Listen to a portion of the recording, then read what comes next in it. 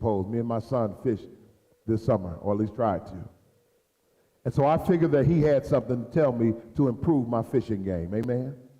Oh boy, was that the understatement of the year. I went over and I sat with him. As it turns out, he had a grandfather. He asked me my name. I had on a sweatsuit. He asked me my occupation. I was walking my dog. He said, what do you do? And I told him, I said, I'm a pastor. What's your name? I said, Sanders. He said, that's interesting. He said, the greatest man in my life was named Reverend A.J. Sanders, my grandfather. And he's passed on, but he was a great preacher. And we enjoyed that for a while.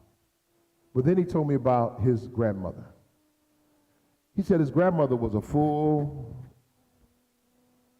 Cherokee Indian. But prior to her being free, she was a slave. And on one of these fateful days, she was not necessarily where the overseer wanted her to be. The overseer pulled out his whip and he struck her. Rather than humbling herself, she turned around, she grabbed the whip and pulled him off the horse. They subsequently went and found 4 more men, tied her to a tree, and gave her 37 lashes. He said she was a small woman of frame, and, it was a tough day.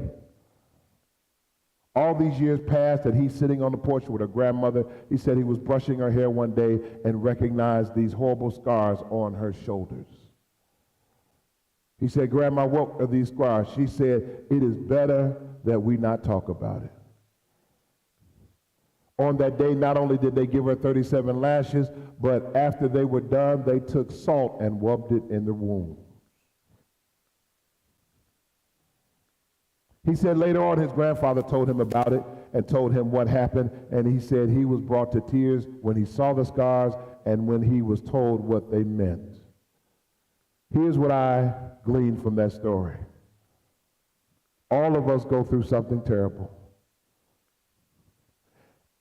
And we may go through something where people will rub salt in the wound for years. But there comes a time in our life where we realize that we're bigger than that. And it's not even worth talking about. Because we have the gift of forgiveness. We have the gift of peace. And you know what? We're still in the race.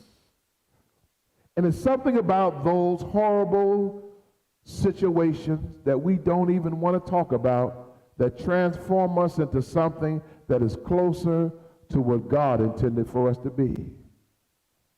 Hear me now. They intended to break that woman and kill her spirit and kill her body on that day. But they didn't. They didn't. She got married. She had children. She had grandchildren. She became a homeowner. She got educated. She met the Lord. And she lived a full life. And one day she sat on the porch with her grandson while he stroked her beautiful hair. Ain't God good? Ain't God good? Won't God bring you through some stuff? God will bring you through some stuff so good that you'll be like Daniel, Shadrach, and Abednego. Well, they say a bad Negro. Shadrach and a bad Negro. When they went in the fiery furnace, word says they didn't even smell like smoke. I came by to tell somebody that God is trying to do you like them chickens and that grandmama. He's trying to move you on up. Moving on up just like the Jeffersons, moving you on up. And the only person in the way is you. Get out of your way. New Jerusalem is coming. I hope that you are ready because it's not coming tomorrow. The time for revolution is not tomorrow. Tomorrow is too late. The time for revolution and change is now. Right now. Right now.